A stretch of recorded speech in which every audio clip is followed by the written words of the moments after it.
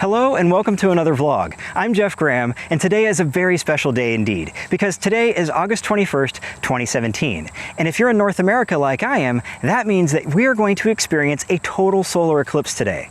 We're in the path of totality near Nashville, Tennessee, and I hope you'll join me.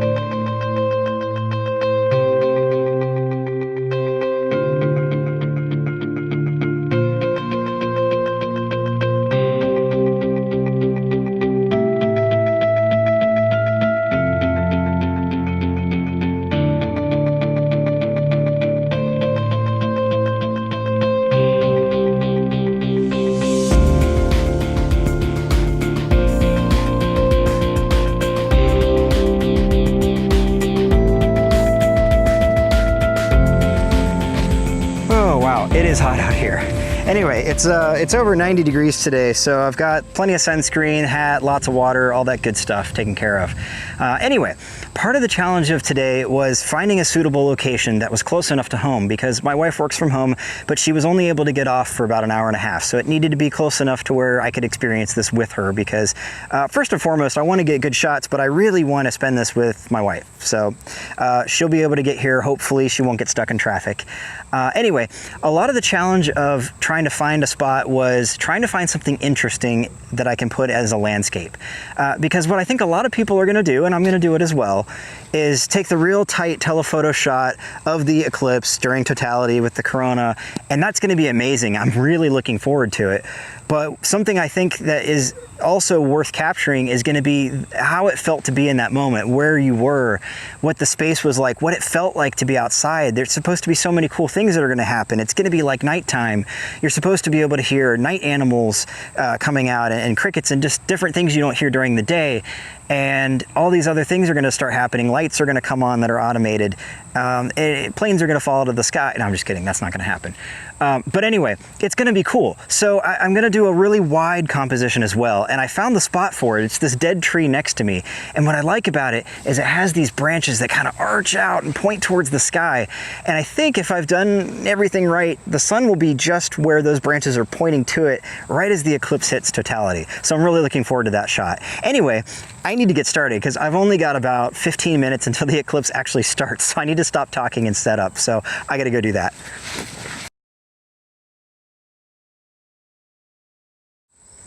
Let's take a minute to talk about Eclipse Safety. I've got two things here that are really, really important to do if you're going to have any photos of an eclipse or you're going to look at an eclipse directly.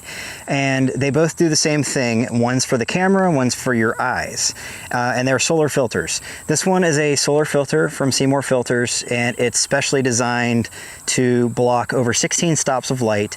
And it basically looks like a mirror. And if I look through it, you pretty much can't see anything at all. It's so dark, and that's good because we're going to be using this with a telephoto lens to stare at the sun directly, so you need something like this. The other thing is for your eyes, and that's eclipse glasses. And the neat thing about these is that when you put them on, everybody thinks you're super cool, and yeah, maybe not. Okay, but it's better than going blind. Anyway, these are two very important pieces of things you need to have if you're going to look at an eclipse. This is going to go ahead and go up on the camera, and I'm going to start the time lapse. Be right back. Okay, well, this is the setup for the telephoto shot that I will be taking of the eclipse. Let me walk you through the setup real quick. We've got the 77mm solar filter on here, like we talked about, and that's attached to a Canon 100-400 f4.5-5.6 LIS Mark I, and it's got a 1.4x Mark III teleconverter or teleextender attached to it. And what that does is it's a little optic that basically gives me a little magnifying on my focal length between the lens and the camera body. So that takes this from a 400mm lens to now a 560mm lens. Then I've got it attached to the Canon 7D Mark II, which is an APS-C sensor, which means it has a 1.6x crop factor, which means that I've got a 400mm lens plus 1.4x plus 1.6x, giving me a final total focal length effective of 896 millimeters. That should be quite close and let me see all the awesomeness that the Corona has when we get the totality portion of it. You can hear it clicking away right now. It's on a time lapse. Right now it's in 30-second intervals. That'll get bumped up as we get closer to showtime. As always, with anything like this, make sure you turn off that stabilization motor whenever you're locked down on a tripod like this, because it's going to try to stabilize nothing, and that's actually going to result in a soft photo, particularly when you have such extreme focal lengths like this. This is one of the few times you're going to never see me use a lens hood. There is a reason for it. I'm a huge proponent of lens hoods. You should always use these. They're great for protecting against bumps and scrapes and stray light from entering your lens so you don't get unwanted sun flares. However, today I am pointing directly at the sun, so I'm not terribly concerned with sun flares. The other reason is I need to be able to access the filter very quickly, because as soon as the moon fully covers the sun and we have what's called totality, I need to take that filter off, because at that point it's safe to look at it. You can look at the sun's corona, which is something that comes out from around the sun that you normally can't see because it's so faint relative to the brightness of the sun. But it's going to be very visible when the moon is blocking everything but the corona. And I need to take that filter off so that the settings can change on my camera so that I get enough light in there so I can shoot the totality portion of the eclipse. So no lens hood today, sorry. This is something that's so special, and it's kind of a once-in-a-lifetime thing. I mean, yeah, there's going to be another eclipse north of here in Kentucky in 2024, I think. But who knows what the weather will be like that day, too. It's really like you pick a spot and you have to stick with it, and that's what you get. If you get clouds, you get clouds. If not, you get an amazing view. It's just something that I've kind of struggled with, because I can practice the camera, I can practice the settings, I can get whatever I need to, but I can't really control the weather. None of us can. So fortunately, it's still sunny right now. I see some clouds kind of forming over there. Hopefully they stay over that way, out of where we need to be. And let's go ahead and get ready, because this is about to start. Okay, so I wanted to talk about the setup for the wide shot as well. The wide shot is something that I think is going to be really cool again, because it's going to show this landscape.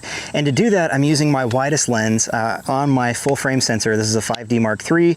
I've got the 16 to 35 2.8 Mark III on here, supremely sharp, especially at 16 millimeters, which is what I'll be shooting at today. I've got it on a Really Right Stuff L bracket, and that is so I can mount the camera on this ball head vertically. And then this is on the Platypod Pro, which is a great little tool because I can basically have this camera almost on the ground. It's only going to be about 6 or 7 inches off the ground.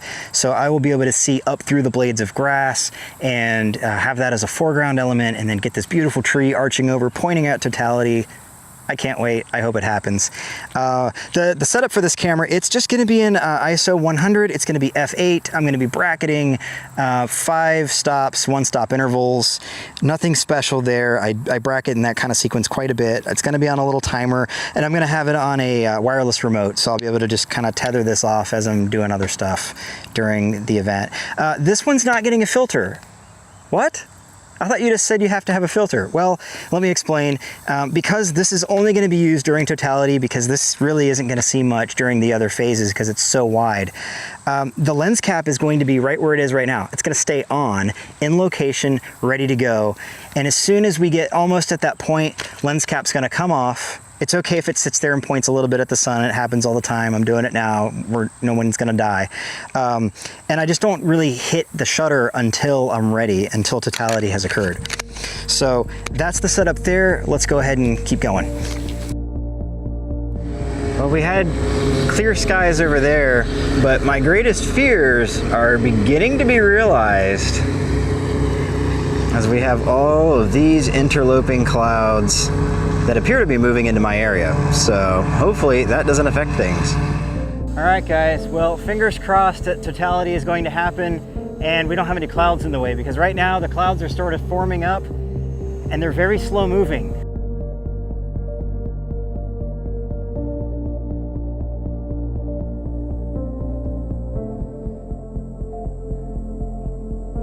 All right, well, we're about half an hour from totality. The clouds have moved in, and I don't know. Right now it's about a 50-50 chance that I'm gonna get clouds or not. There's a big one overhead right now, but there's still some blue sky coming and some more clouds, so we're gonna see what happens.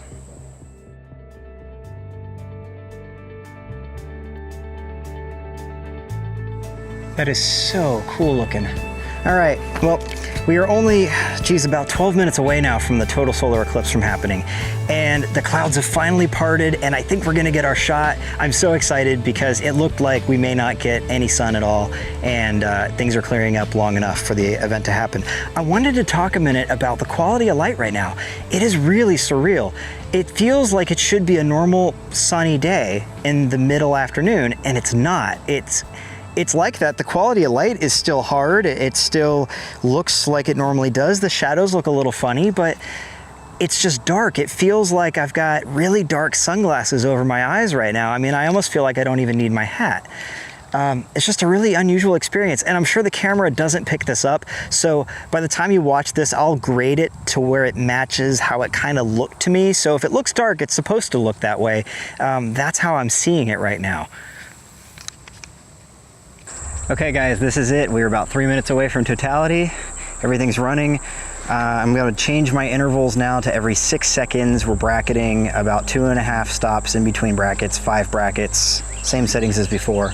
The trick is going to be removing the filter at just the right time.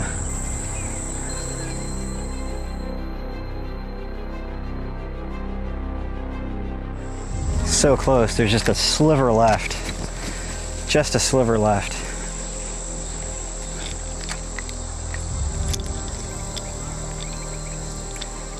You can hear night animals now.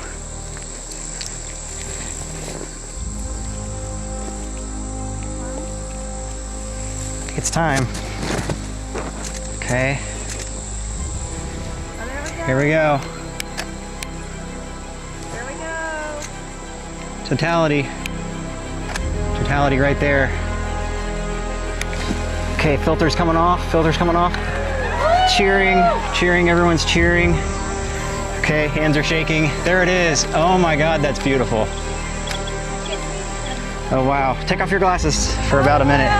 That's amazing. I can see the corona, you can see all the detail. Oh, that's so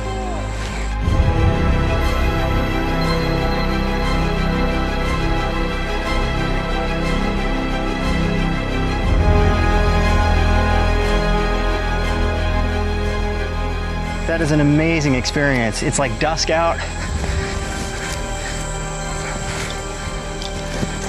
Holy cow, this is incredible.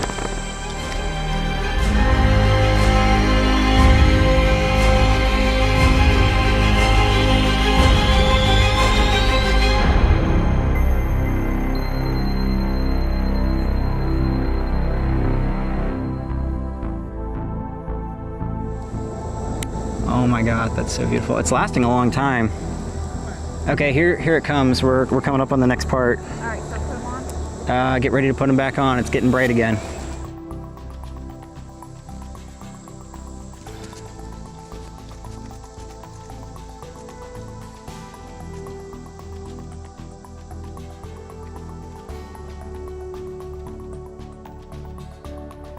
Okay, well, that was incredible. The sun is just kind of coming back out now, and of course it already feels like it's a bright sunny day again. So weird. Hands are still shaking a little bit because that was such an intense experience. It really was amazing to be out here, and to have that experience with my wife next to me was just even better. But it was just so cool because it literally did get cooler out, and the animals from the night kind of came out. You could hear different sounds, and it just got dark all of a sudden, and it lasted a little longer than I thought it would, actually. I had plenty of time to unscrew the filter and take the shots, take some of the wide angle shots, hang out with my wife for a few minutes and just look at it with my own eyes. So if you ever have an opportunity in the future to do this, I highly recommend you go do it. I am absolutely thrilled with today and what I got out of it, and I think it was life-changing. It was that good. Anyway, I'm Jeff Graham. Thank you so much for watching. If you like what you saw and you'd like to see more of things that I do, all my other trips for photography and stuff, it's all up on my blog and my vlog that you're watching now, jeffgrahamphotography.com. Thank you so much. Look forward to seeing you next time. Good luck and happy shooting.